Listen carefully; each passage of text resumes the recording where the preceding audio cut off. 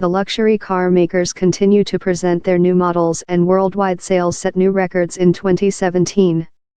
But behind the glamour and the finery are plenty of worry wrinkles. Adding to the worries is a new threat by U.S. President Donald Trump to tax imported European cars which freely pour into the U.S., if Brussels retaliates in response to his announced plans for tariffs on imported steel and aluminium. Number one overriding concern, though, is the increasing slide in diesel sales, a blow for European constructors who had essentially sought to bet the house on diesel as they strove for years to cut CO2 emissions with the support of public authorities. Major cities including Paris have announced their intention to ban diesel progressively, while a top German court last month opened the way to banning older diesel cars from the streets on air quality grounds. Diesel's fall from grace has pushed constructors to turn their attention to production of more in-demand models running either on petrol, dubbed dinosaur juice, or else make the jump to electric, or at least hybrid. Are future friends electric? The top global constructors have earmarked investments worth tens of billions of euros, dollars, over the past few years to accelerate their push to electric. Yet the commercial upshot of the strategy remains unclear.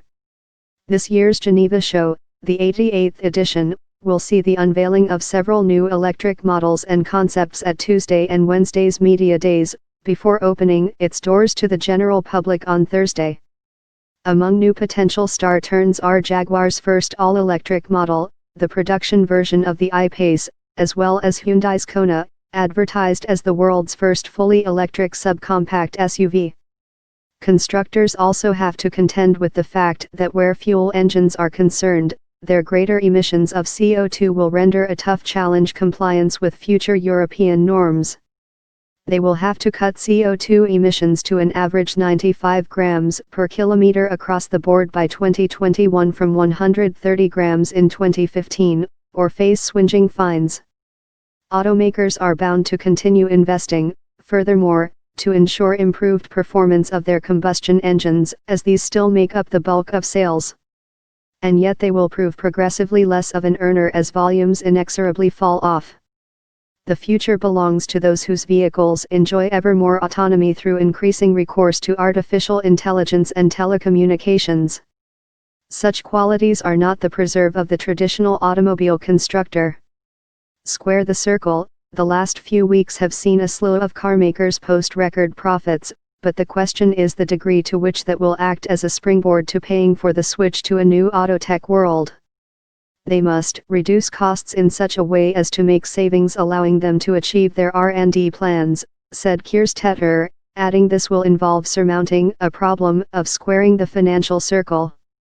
That, he says, is an equation extremely difficult to resolve in order to make the necessary investments to develop new generations of vehicles while continuing to invest massively in improving the combustion engine in the shorter term. The task may be more readily surmountable for pioneers in the development of alternatives to diesel, including the Renew-Nissan alliance, with both leaders in the move towards electrification, while Toyota has an early jump on the hybrid market. However the future of a metamorphosing industry ultimately pans out, the 700,000 salon visitors expected to descend on Geneva's Palexpo in the coming days will be able to cast their eyes over some 900 vehicles. Monday will see the Car of the Year unveiled from 7 finalists for the accolade. The contenders are the Alfa Romeo Stelvio, Audi A8, BMW Series 5, Citroën C3 Aircross, Kia Stinger, Seat Ibiza and Volvo XC40.